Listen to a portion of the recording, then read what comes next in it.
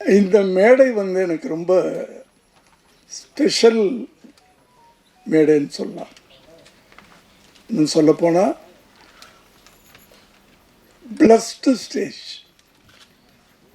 ஆசீர்வதிக்கப்பட்ட மேடை அப்படின்னு சொல்லலாம்.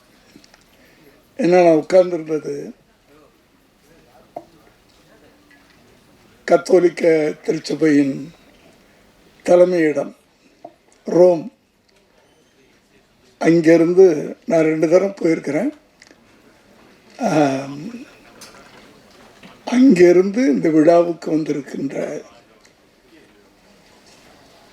குருவின் பக்கத்தில் நான் உட்காந்துருந்தேன். இந்த பக்கம் சினிமாவுடைய சரித்திரம் லெனின் சார். இங்கே 2 பேருக்கு மத்தியில் நான் உட்காந்துருக்கிறேன்.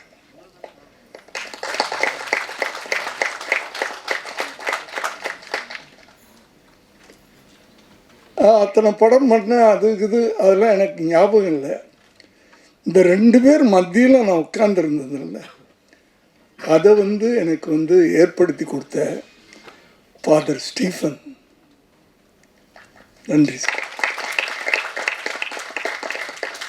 ஜென்ரலாக எல்லாருக்கும் கிடைக்காது. இவ்வளோ சினிமா மேடைகள் பார்த்துட்டோம். இப்போது லெனின் சாரை பற்றி பேசணும் அப்படின்னு என்ன கூப்பிட்ருக்காங்க. அதாவது ஒரு சரித்திரத்தை பற்றி சினிமாவில் எத்தனையோ பேர் இருந்தாங்க, போயிட்டாங்க, வாழ்ந்துக்கிட்டு இருக்காங்க, ஒரு சிலர் இன்னும் வாழ்ந்துக்கிட்டு இருக்கிறாங்க. அப்படி சினிமாவில் ஒரு சரித்திரமாக இன்று வரை வாழ்ந்து கொண்டிருக்கின்ற, நான் எடிட்டர், அதெல்லாம் அப்புறம் ஒரு நல்ல மனிதர். அதாவது சினிமாவுக்கு வந்தோம், என்னையெல்லாம் நான் நடித்து பார்க்கும்போது சினிமாவுக்கு வந்தோம், சம்பாதிக்கணும், கஷ்டப்படணும், நிறையா படங்கள் பண்ணணும், கார் வாங்கணும், வீடு வாங்கணும், வசதியாக இருக்கணும்.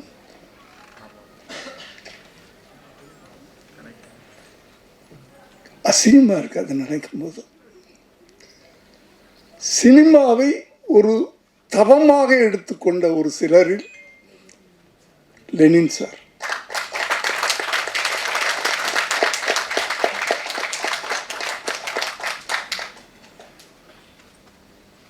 எந்த காலகட்டத்திலையும் அவர் தன்னுடைய அந்த நிலைப்பாட்டை மாற்றிக்கிட்டல. அவர் நடிச்சிருந்தா எத்தனையோ படங்கள் பண்ணியிருக்கலாம். அவருக்கு அது பிடிக்கணும். முதல்ல அந்த படம் அவருக்கு பிடிக்கணும், காசுலாம் அப்புறம்.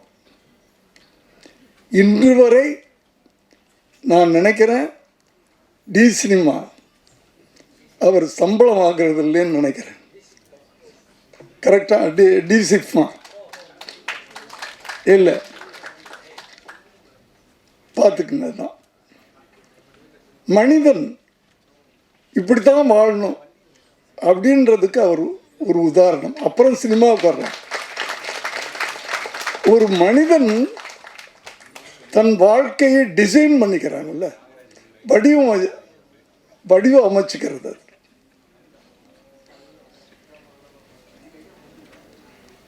அப்படியாப்பட்ட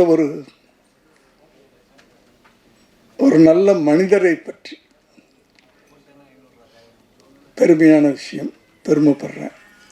அதுக்கு பிறகுதான் அவர் ஒரு எடிட்டராக பார்க்குறேன். நான் இந்த மனிதன் ஒரு எடிட்டர். எந்த காலம் பார்த்தீங்கன்னு நினைக்கிறேன், அந்த மூவியாலான்னு சொல்லுவாங்க, அந்த தூண்டு ஸ்க்ரீனில் பார்ப்போம். அந்த மூவியால் அவர் லைஃப் ஆரம்பிச்சிருக்குது எடிட்டராக. அதுக்கப்புறம் பல பரிமாணங்கள் வந்துருச்சு. அத்தனையும் அவர் அடாப்ட் ஆகிட்டார். அதான் அந்த எடிட்டிங் ஸ்டைல் மாற மாற மாற, டெக்னாலஜி மாற மாற மாற தன்னையும் அவர் மாற்றிக்கிட்டு இன்று வரை எத்தனை பேரை உருவாக்கிட்டு இருக்காரு அப்படின்னு நினைக்கும்போது ஒரு குருவாக நீங்கள்லாம் பெருமைப்படணும். அதாவது டி சிஃப்மா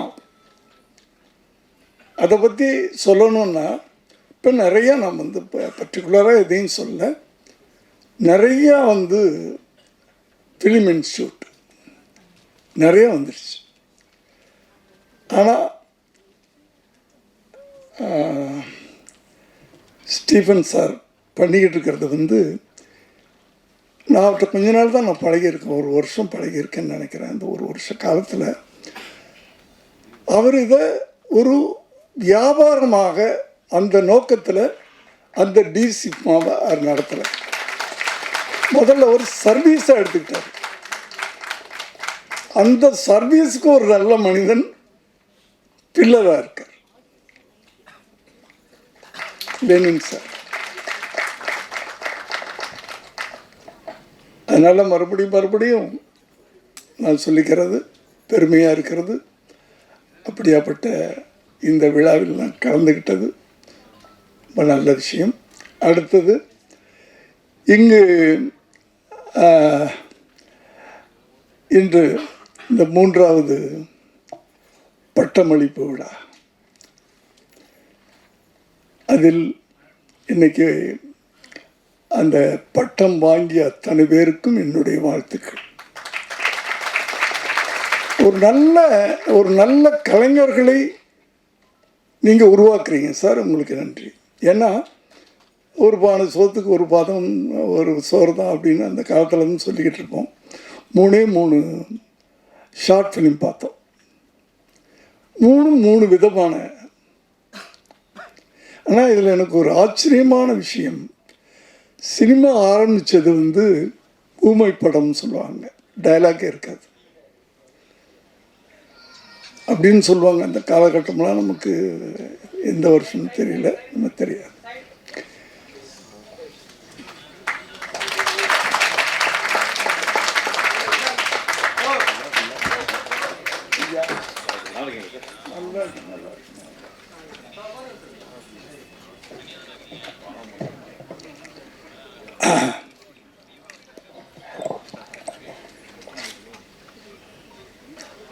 அப்படி ஊமை படமாக இருந்தாலும் வசனங்கள் இல்லைன்னாலும் நம்ம புரிந்து கொள்ளக்கூடிய அளவுக்கு அந்த காலத்தில் அந்த ஊமை படங்கள் இருக்கு.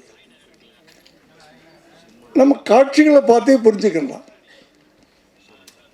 அது மாதிரி நானே பிரமிச்சு போய் பார்த்துக்கிட்டு இருக்கேன். இப்போது 2வது ஷார்ட் ஃபிலிம் நினைக்கிறேன். எல்லாம் 3 நல்லா இருந்துச்சு.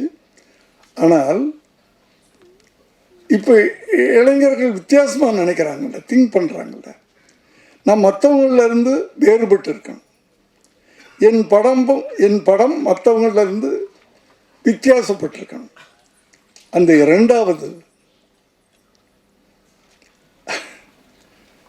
என்ன உணர்வுபூர்வமான ஒரு அந்த அந்த ஷார்ட் ஃபிலிம் குறும்படம் நமக்குள்ள ஒரு பெரிய பாதிப்பை ஏற்படுத்தின அவருக்கு ஸ்பெஷலாக என்னுடைய வாழ்த்துக்கள். மற்றவங்களெல்லாம் நான் வாழ்த்துறேன். ஆனால் ஒரு ஒரு வித்தியாசமான ஒன்றை பார்க்குறோம். ஃபீல் இப்போ ஜென்ரலாகவே வந்து இப்போ படங்களில் என்ன மிஸ் ஆகுது அப்படின்னு சொன்னால் உணர்வு, ஃபீலிங்ஸ். மற்ற பிரம்மாண்டமாக எடுக்கிறாங்க, அவங்களெல்லாம் குறை சொல்ல புதுசாக திங்க் பண்ணுறாங்க. ஆனால் அந்த ஒரு படம் பார்க்கும்போது ஒரு நூல் இழை ஆரம்பத்துலேருந்து கடைசி வரைக்கும் ஒன்று ஓடிக்கிட்டு இருக்கும். அதுதான் ஃபீல்ன்றது. அந்த ஃபீல், அந்த நூல் தான் வந்து அந்த உணர்வோடு நம்ம வந்து நம்மளை அதுக்குள்ளே அந்த படம் பார்க்குறோம்ல, அந்த படத்துக்குள்ளே நம்மளை கொண்டு போய் அப்படியே எல்லாத்தையும் மறந்துட்டு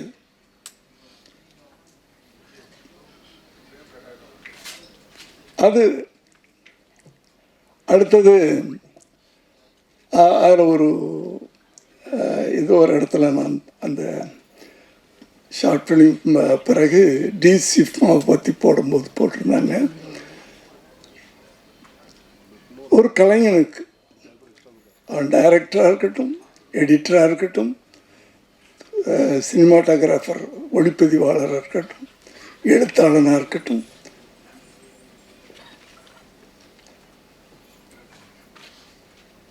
நல்ல வார்த்தை இருந்துச்சு.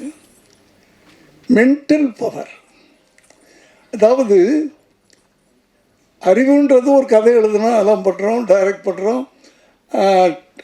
ஃபிசிக்கல் பவர் அதெல்லாம். ஆனால் மென்டலாகவும் நீ ஸ்ட்ரென்த்தாக இருக்கணும்னு சொல்கிறாங்க. அந்த மென்டல் ஸ்ட்ரென்த் இல்லைன்னா நம்மளால் விஸ்டாண்ட் பண்ண முடியாது. அது ரொம்ப அழகாக சொல்லியிருந்தாங்க. மென்டல் பவர், அந்த மென்டல் பவர் வந்து ஆன்மீகத்தோடு சேர்ந்தது. ஆன்மீகம் முடிச்சிடவா? இல்லை இல்லை போர் அடிச்சிருச்சுன்னு நினைக்கிறேன். இல்லை சார், சும்மா ஜோக் பண்ணுறேன். அந்த மென்டல் பவர், இப்போ பேசும்போது சொன்னாங்க நான் இத்தனை படம் பண்ணிட்டேன்னு.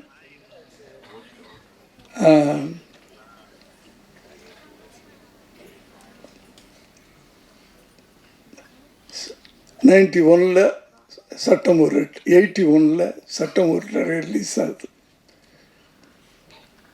உழைச்சிக்கிட்டே இருக்கேன், படம் பண்ணிக்கிட்டே இருக்கிறேன். 90 ஒரு சின்ன கேப்பு விழுந்துச்சு. அத்தனை மொழிகள்லேயும் படம் பண்ணிக்கிட்டு இருக்கிறேன். சரி, நான் எத்தனை படம் பண்ணேன்னு கணக்கு இல்லாமல், பட் அந்த 9 வருஷம் கழித்து 90 உட்காந்து என்னென்ன அப்போ தான் பார்க்குறேன் என்னென்ன படம் பண்ணேன்னு. 52 படம் முடிச்சிருக்கிறேன் 9 வருஷத்தில். இது என்னுடைய ஃபிசிக்கல் ஸ்ட்ரென்த்னால கிடையாது, அதுக்கு சொல்ல வரேன் நான். ஃபிசிக்கல் ஸ்ட்ரென்த்னால 50 படம்னா வருஷத்துக்கு ஏறக்குறைய 5.5 படம் 6 படம். அப்போ 2 மாதத்துக்கு ஒரு படம். 2 மாதத்தில் ஒரு கதையை திங்க் பண்ணி, அது ஸ்க்ரீன் ப்ளே பண்ணி, டைலாக் எழுதி, ஷூட்டிங் போய், போஸ்ட் ப்ரொடக்ஷன் பண்ணி ரிலீஸ் பண்ண. எப்படி பண்ணேன்? அதுதான் மென்டல் ஸ்ட்ரென்த். அதுதான் சொன்னாங்க. ஃபிசிக்கல் ஸ்ட்ரென்த் மட்டும் பத்தாது, மென்டல் ஸ்ட்ரென்த். ஐயா, தமிழை தவிர எனக்கு எதுவுமே தெரியாது, இங்கிலீஷ் கூட சரியாக தெரியாது. ஃபஸ்ட்டு தெலுங்கு போகிறேன், ஒரு வார்த்தை தெரியாது. பெரிய ஸ்டார் சிரஞ்சீவியோட படம் பண்ணுறேன். அசோசியேட்னு ஒருத்தரை வச்சுக்கிட்டேன். டைலாக் எனக்கு தெரியாது. ஃபஸ்ட்டு ஷெட்யூல் அவரை டிபெண்ட் பண்ணுறேன். ஒரு நாள் திடீர்னு கட்டுன்னு அவர் சொன்னார். அசோசியேட் டைரக்டர் கட்டுனார். எனக்கு ஒரு மாதிரி இருந்துச்சு. நான் டைரக்டர், ஸ்டார்ட் கட்டு நான் சொல்லணும். அவர் கட்டுனார்.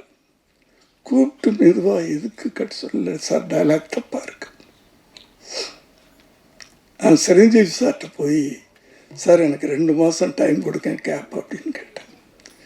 அவங்க சான்ஸ் கொடுத்துருக்காங்க. முதல் படம் அவர் கால் ஷீட் கொடுத்துருக்காரு. அவர்கிட்ட போய் அன்னைக்கு ஷூட்டிங் முடிஞ்ச உடனே அந்த ஷெட்யூல், முதல்ல ஒரு 9 நாள் ஷெட்யூல் ஞாபகம் இருக்குது. எனக்கு 2 மாதம் என்னை விட்டுருங்க அப்படின்னு சொன்னேன். எதுக்கு சார், எதுக்கு சார்? இல்லை சார், தயவு பண்ணி எனக்கு 2 மாதம் டைம் கொடுங்க, இல்லைன்னா நான் விட்டுறேன் சார், நான் படம் பண்ணல அப்படின்னு. ஒரு டைரக்டர் வந்து செட்டில் இருக்கும்போது ஒரு அசோசியேட் டைரக்டர் கட் சொல்கிறான் அப்படின்றது என்னால் தாங்க முடியல. நான் எதுக்கு டைரக்டராக இருக்கணும் சார்? 2 மாதம் கழிச்சு தெலுங்கில் பேசிட்டு நான் போகிறேன்.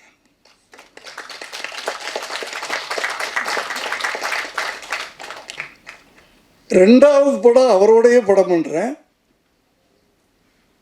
தெலுங்கில் நான் அவருக்கு டைலாக் சொல்லி கொடுக்குறேன், அசோசியேட்டாக.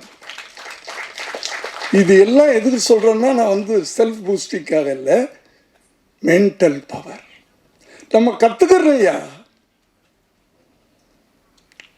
ஏன்னா ஒரு டைரக்டர்னா அடுத்த லாங்குவேஜ் போகிறேன்னா கற்றுக்கிறணும். சட்டானே கல் இது, அங்கேயும் சில்வர் ஜூப்ளி கொடுக்குறேன். தப்பட்டுன்னு எனக்கு கன்னடம் அப்படியே வந்துடுச்சு. துவாரகிருஷ்ணன் கேள்விப்பட்டிருப்பீங்க, அவர் பேனர் பெரிய கன்னடம். ஹிந்திக்கு போகிறேன். என் ஒய்ஃப் கொஞ்சம் ஹிந்தி தெரியும், கூட கூட்டிகிட்டு போகிறேன். இதே மாதிரி தான் முதல் படம் எனக்கு ஹிந்தி தெரியாது, ரெண்டாவது படம் நான் ஹிந்தியில் சொல்லி கொடுக்குறேன். இதெல்லாம் இளைஞர்களுக்கு என்ன சொல்கிறேன்னா, இந்த mental power it's very very important. 70 படம் பண்ணியிருக்கிறேன். 70 படம் இட்டு கொடுக்கல. 50 படம் ஜெயிச்சிருப்பேன், 20 படம் ஃபெயிலியர் ஆகிருக்கும். ஆனால் நினச்சி பார்க்குறேன்ல, ஒரு லைஃப் உழைச்சேன், கஷ்டப்பட்டேன். அதே நேரத்தில் அந்த மென்டல் ஸ்ட்ரென்த் இன்னைக்கு வரைக்கும் நான் ரஜினியை பார்த்து அப்படி பிரமிக்கிறது என்ன தெரியுமா? அவருடைய மென்டல் ஸ்ட்ரென்த், ஆன்மீக ஸ்ட்ரென்த்.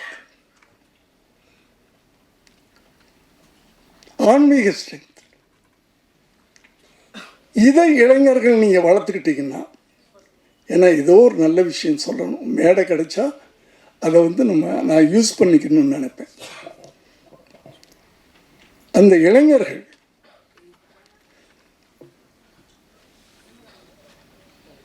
லெனின் சார் அது இருக்குது.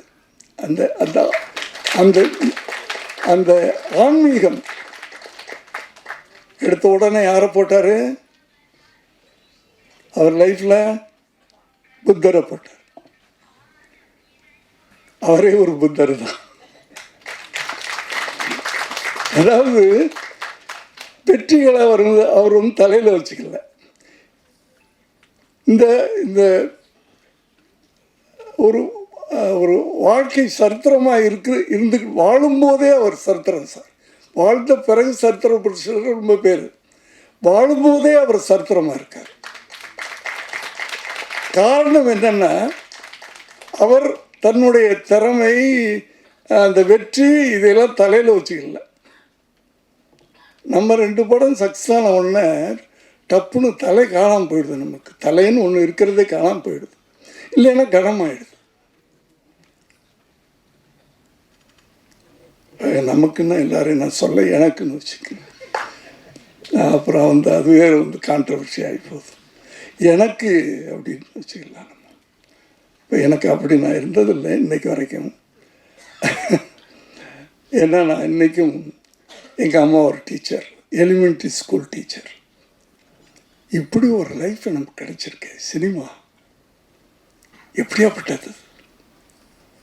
சினிமா ஒரு ரோட்டில் நேற்று வரைக்கும் பிளாட்ஃபாரத்தில் சுற்றிக்கிட்டு தெரிஞ்ச ஒரு பையன் பையில வச்சுக்கிட்டு இன்னைக்கு 5 கோடி சம்பளம். சினிமான்றது சாதாரண விஷயம் இல்லை. அதை நீ கரெக்டாக பிடிச்சிக்கணும்.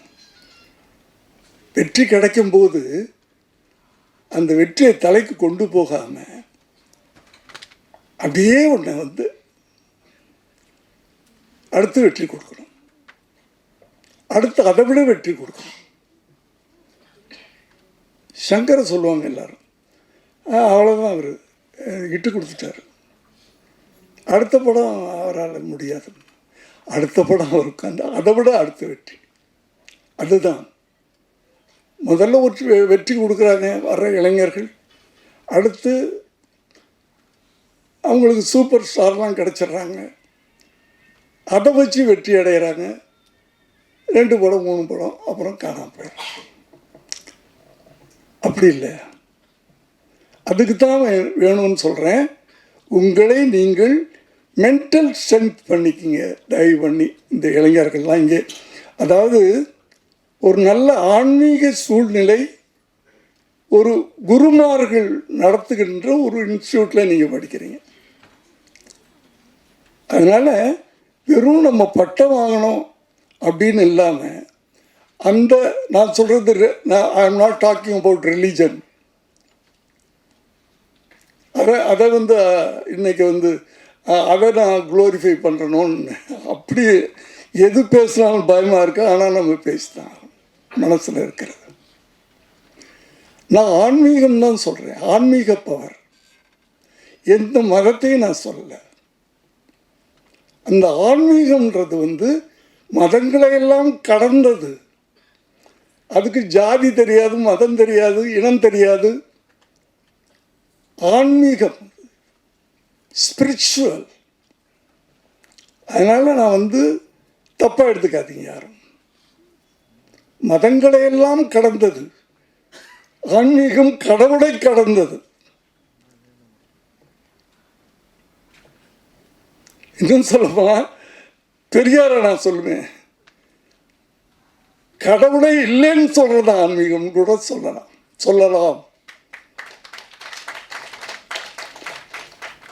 ஏன்னா நல்ல உணர்வு தான் இறைவன், நல்ல மனசு தான் இறைவன், நல்லது நம்ம செஞ்சோம்னா நம்ம இறைவன். அப்படித்தான் நான் நினச்சிக்கிறேன். பெரியாரை படிக்கும்போதே எனக்கு என்ன பிடிக்கும் இதனால தான். அதனால தான் என்னுடைய படங்களும் அந்த பாதிப்பில். இன்னொரு இடமும் பார்த்தேன் நான், சினிமா வெறும் என்டர்டெயின்மெண்ட்டாக எடுத்துக்காதீங்க. வளர்கின்ற இளம் தலைமுறையை நான் கேட்டுக்கிறேன். இங்கேருந்து உருவாகி போகிறீங்க நீங்கள். அது வெறும் என்டர்டெயின்மெண்ட்டாக மட்டும் இருக்கக்கூடாது. உன்னால் அந்த சமுதாயத்துக்கு ஏதாவது ஒன்று சொல்லுப்பா. 2 மணி நேரம் படத்தில் 2.5 மணி நேரம் படத்தில் 2.25 மணி நேரம் நீ என்டர்டெயினிங் சொல்லு. அந்த கடைசி 10 நிமிஷத்தில் ஏதாவது ஒன்று நாட்டுக்கு அது நல்ல விஷயங்கள், அது அரசியலாக இருக்கட்டும், சமூகமாக இருக்கட்டும், மதமாக இருக்கட்டும், எதுவாக இருக்கட்டும், நல்ல விஷயங்களை சொல்லுங்கள். ஏன்னா சினிமா மாதிரி ஒரு பவர்ஃபுல்லான மீடியா கிடையவே கிடையாது.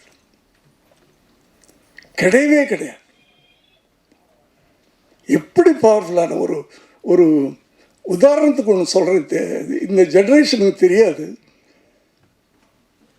நமக்குள்ள ஒரு சோஷியல் கான்சியஸ், சமூக அக்கறை.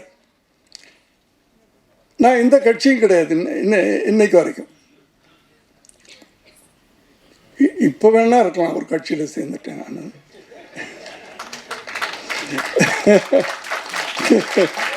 இந்த 2 வருஷத்துக்கு முன்னாடி வரைக்கும், இப்போ நான் தாவேக்கா இல்லைன்னு சொல்ல, 2 வருஷத்துக்கு முன்னாடி வரைக்கும் நான் எந்த கட்சியிலும் இல்லை. ஆனால் எனக்கு அறிஞர் அண்ணாவை பிடிக்கும், பெரியாரை பிடிக்கும், கலைஞரை பிடிக்கும். எனக்கு இந்த 1987 கலைஞரை அரெஸ்ட் பண்ணி கொண்டு போனாங்க. எனக்கு கஷ்டமாக இருந்துச்சு. ஏன்னா கலைஞரை நான் அண்ணன்னு கூப்பிடுவேன். என் அண்ணனை அரெஸ்ட் பண்ணிட்டு போகிறாங்க, கஷ்டமாக இருந்துச்சு. 3வது நாள் கலைஞரின் நீதிக்கு தண்டனைன்னு கதைப்பா நான் விளம்பரம் கொடுக்குறேன். அப்போது அவர் எதிர்கட்சி தலைவராக இருந்தார். எம்ஜிஆர்ன்ற ஒரு பவர்ஃபுல் பவர் ஆண்டுகிட்டு இருக்கு. கலைஞரின் நீதிக்கு தண்டனைன்னு தந்தியில் நீங்களாம் அந்த ஜென்ரேஷன் பார்த்துருப்பீங்கன்னு நினைக்கிறேன். ஃபுல் பேஜ் விளம்பரம். ராதிகாவை கூண்டில் நிற்க வச்சு கலைஞரை ஜெயிலுக்குள்ளே போட்டு கலைஞரின் நீதிக்கு தண்டனைன்னு படம் எடுக்கிறேன். ரிலீஸ் ஆகுது. சிஎம் கூப்பிட்டு விடுறாரு. எப்படி இருக்கும்? தப்பு நடக்குதுயா. நான் சொல்கிறேன், சினிமாவில் எங்கிட்ட ஒரு ஆயுதம் இருக்குது, அதை நான் யூஸ் பண்ணுறேன். என்ன நடந்தாலும் பரவாயில்ல. இப்பெல்லாம் அப்படி எடுக்க முடியாது.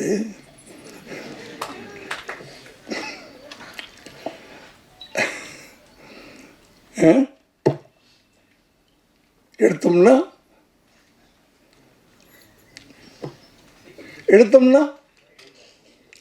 யாராவது சொல்லுங்க, தைரியமாக இருக்கிறவங்க ஒருத்தர் சொல்லுங்க. எடுத்தோம்னா ரிலீஸ் ஆகாதா? நீயே ரிலீஸ் ஆக மாட்ட. எங்கேயா இருக்கீங்க? படம் ரிலீஸ் ஆகாதுன்னு சொல்றீங்க. எங்கவா? ஓகே, அதுதான் நான் மைக்கு பிடிக்கிறதில்ல சார். நான் விழாக்களுக்கே போகிறதில்லை சார். இப்போ இன்டர்வியூ கொடுக்கறதில்ல. ஏன்னா எனக்கு இங்கே என்ன நினைக்கிறனோ அது அது பாட்டுக்கு வந்துக்கிட்டே இருக்கும். அப்படியே நான் என் சினிமாக்களும் அப்படி தான், என்னுடைய சுய வாழ்க்கையும் அப்படி தான். நீங்கள் கூட மாட்டி விட்டீங்க. ஓகே, அதாவது ஒரு முறை தான் வாழ்கிறோம், பிறக்கிறோம், சாக போகிறது ஒரு தடவை தான் இல்லையா? இதுக்கிடையில் நம்ம அப்படி வாழ்ந்துட்டு போயிடலாமே. எதுக்கு தினம் பயந்துட்டு வாழணும்? எதுக்கு தினம் பயந்துட்டு வாழணும்? ஒரு தடவை தானப்பா சாக போகிறோம். என் பிளட்டு தான் இப்போ.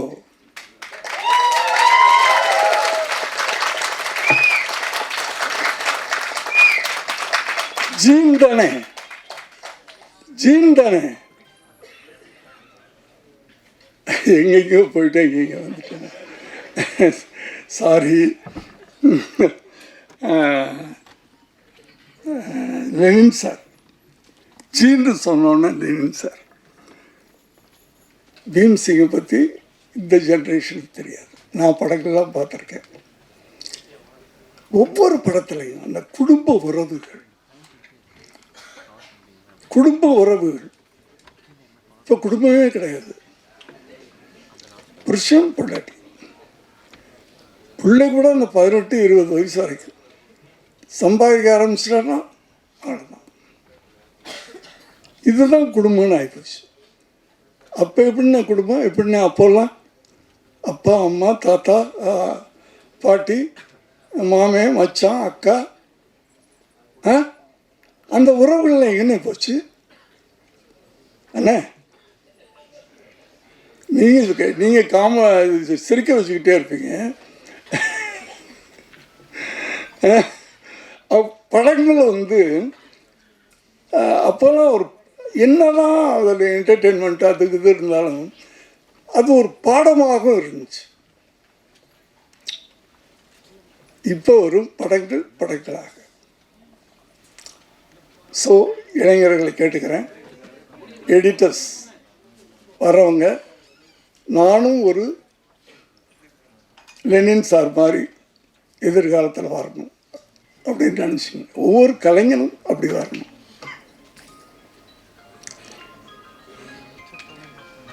என்னுடைய வாழ்த்துக்கள் லெனின் சார் அவர்களுக்கு. இங்கே சார் நான் ஏதாவது டைவர்ட் ஆகியிருந்தால் அது என்னுடைய இயற்கையான குணம். இந்த வாய்ப்பை கொடுத்த டிசிஃப்மா அவர்களுக்கு என்னுடைய நன்றியை தெரிவித்து விடைபெறுகிறேன். நன்றி, வணக்கம்.